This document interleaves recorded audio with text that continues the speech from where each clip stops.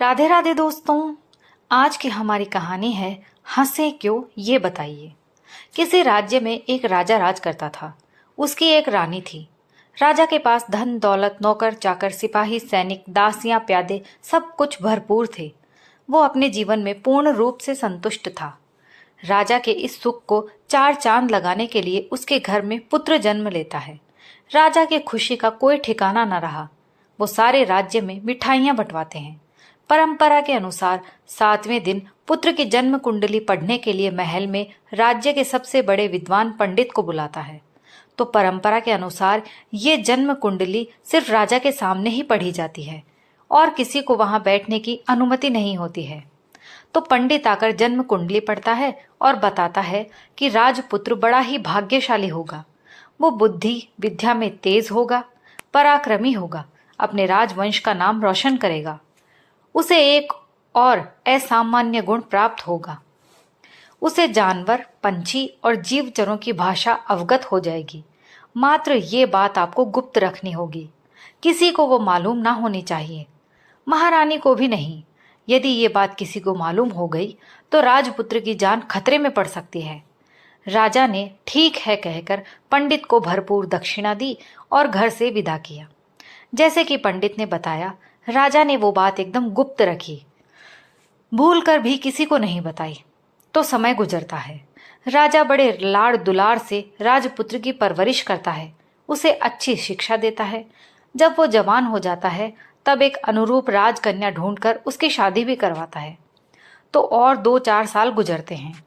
इस राजा और रानी का एक एक करके देहांत हो जाता है और ये राजपुत्र जो है वो राजा बनता है और उसकी पत्नी रानी।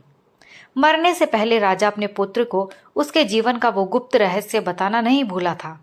उसने पुत्र को पास बुलाकर कहा था, पुत्र, तुम्हें सब पंछी जानवर जीवचर आदि की भाषा अवगत होगी, लेकिन ये बात कभी किसी को नहीं बताना, अपनी पत्नी को भी नहीं। उस पर पुत्र ने कहा, हाँ पिताजी, मैं आपकी बात का पालन करूंगा। कुछ समय बीतता है। नया नया राजा बना राजपुत्र अच्छी तरह से राजकाज चलाता है। उसके राज्य में प्रजा सुख शांति से रहती है। ऐसे में होता है क्या कि एक दिन राजा रात का भोजन ग्रहण करने के बाद पलंग पर सोने जाता है। तो रानी उसकी आरती करती है और राजा के लिए स्वयं अपने हाथों से पान बीड़ा बनाने लगती है। इतने में राजा को पलंग के नीचे से काली चींटियों की कतार दिखाई देती है। उनमें से सबसे आगे वाली चींटी कहती है, चलो चलो जल्दी चलो, राजा और रानी पलंग पर सोने आए हैं, हमें अब यहाँ से जल्दी निकलना चाहिए। उसके ऐसे कहने पर सभी चींटियां वहां से खिसकने लगती हैं। राजा उन चींटियों की बातें सुनता है तो उसे हंसी आ जाती है। इस बात पर रानी उससे पूछती है, आप हंसे क्यों, बताइए। राजा कहता है, अरे यूं ही हंसी आ गई। रानी कहती है, नहीं नहीं, आप बताइए क्यों हंसे। राजा जो भी हंसने का कारण बताता तो रानी हंसे क्यों ये बताइए। ऐसा ही कहती रहती है। इस तरह रात के 12 बज जाते हैं। आधी रात बीत जाती है, सुबह हो जाती है और करते करते दिन भी निकलता है। रानी एक ही रट लगाए बैठती है, हंसे क्यों बताइए। राजा सुबह की दैनिक क्रिया खत्म करके चाय नाश्ता कर पोशाक धारण करके दरबार जाने के लिए निकलता है तो भी रानी एक ही बात बार बार दोहराती रहती है। रानी ने अन्न जल कुछ भी नहीं लिया। दिन ढलकर रात हो जाती है और रात बीतकर फिर सुबह हो जाती है। रानी वो ही बात पूछती रहती है। राजा उसे हर तरह से समझाता है, लेकिन रानी एक भी बात नहीं मानती। अंत में राजा कहता है, ठीक है, अब मैं बताता हूँ कि मैं क्यों हंसा, लेकिन एक बात है, यदि मैं तुम्हें हंसने का कारण बताता हूँ तो मेरी तुरंत मृत्यु हो जाएगी।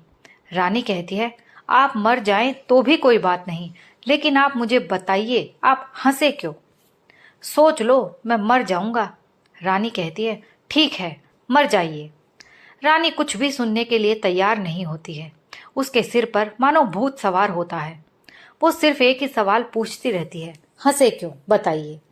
राजा कहता है, ठीक है, अब तुम चुपचाप खा पी कर सो जाओ, मैं तुम्हें कल बताऊंगा कि मैं हंसा क्यों। सच बताएंगे ना। हाँ हाँ बताऊंगा। राजा ने हाँ कहा, फिर भी रानी की हंसे क्यों रट बंद नहीं होती। वो कहती जा रही थी, हंसे क्यों।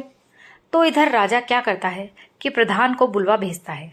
प्रधान आता है तो राजा उसे सारी बात बताता है और उसे चिता की तैयारी करने को कहता है। सुनकर प्रधान को बहुत ही दुख होता है, लेकिन वो भी असहाय था। रानी की हट के आगे राजा की कुछ नहीं चली। वहां वो क्या कर सकता था। प्रधान सिपाहियों को राजा के लिए टिकट और चिता की तैयारी करने का आदेश देता है। सिपाही बेचारे रोते रोते तैयारी करने लगते हैं। इधर तेजी से सारी बात प्रजा में फैल जाती है। राजा मर जाएंगे ये सोचकर प्रजा बड़ी दुखी होती है। रानी मात्र हंसे क्यों ये बताइए कहती रहती है। कहते कहते उसका प्राण मुंह तक आ जाता है, लेकिन वो कहना बंद नहीं करती। अब राजा रानी को आइए मेरे पीछे कहकर शमशान की ओर प्रस्थान करता है। उसके पीछे कुछ दासियां रानी की दोनों भुजाओं को पकड़कर उसे शमशान की ओर लेकर चलती हैं। उन दोनों के पीछे सारी प्रजा रोती हुई चलती है। घर से निकलते वक्त राजा के मन में आता है कि शायद अब रानी का मन परिवर्तित हो गया है। वो फिर रानी से एक बार बात करने का प्रयत्न करता है। देखो, शमशान जाते ही मैं हंसे क्यों ये बताऊंगा और तुरंत मर जाऊंगा। दोबारा तुम्हें कभी नहीं मिल पाऊंगा।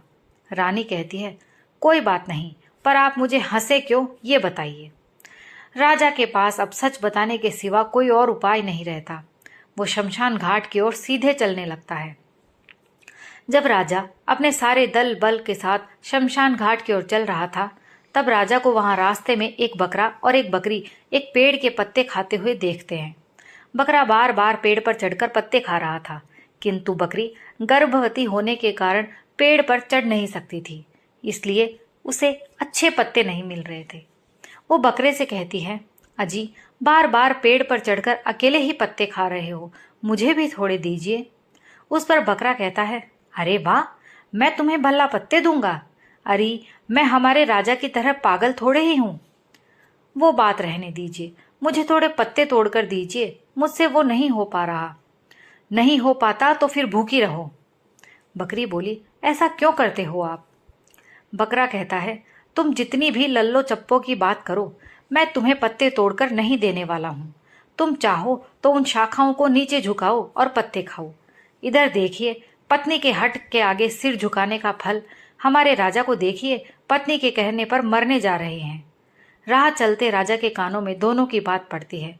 वो आश्चर्यचकित होकर वहीं खड़ा रहता है और उनकी आगे की बातचीत सुनता है। आगे बकरी कहती है, वो राजा मरेगा नहीं तो क्या होगा, वो बताते क्यों नहीं कि हंसे क्यों। बकरा कहता है, अच्छा बताना चाहिए। सच कहो तो उन्हें कहना चाहिए कि मैं आज इमली के पेड़ की टहनियां तोड़कर उनसे तुम्हारी अच्छी पिटाई करने वाला हूं, इसलिए हंस रहा हूं।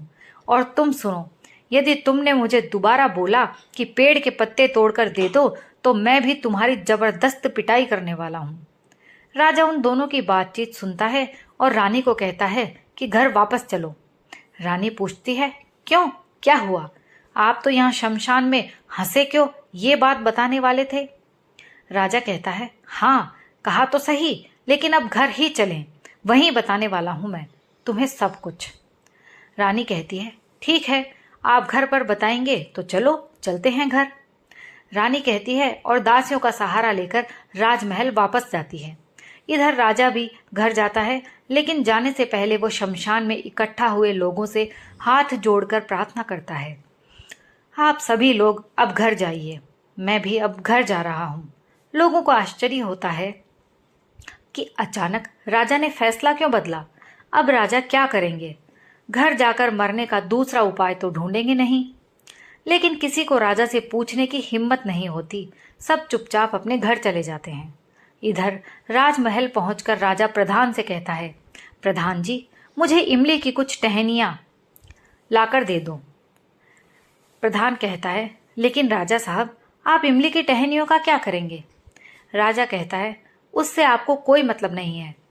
प्रधान जी, आपको जो कहा है वही करो। तो प्रधान राजा की आज्ञा के अनुसार इमली के पेड़ की टहनियां लाकर राजा को दे देता है। फिर उत्सुकता से राजा को पूछता है, राजा साहब, आप इसका करेंगे क्या। कुछ नहीं, आप जाइए। प्रधान बेचारा मुंह लटकाकर चला जाता है और राजा अंदर जहां रानी बैठी थी वहां महल में जाता है। जाकर सब दासियों को बाहर जाने की आज्ञा देता है। जैसे ही दासियां बाहर जाती हैं, राजा महल का दरवाजा बंद करता है और इमली की टहनियों से रानी को छपाछप पीटने लगता है।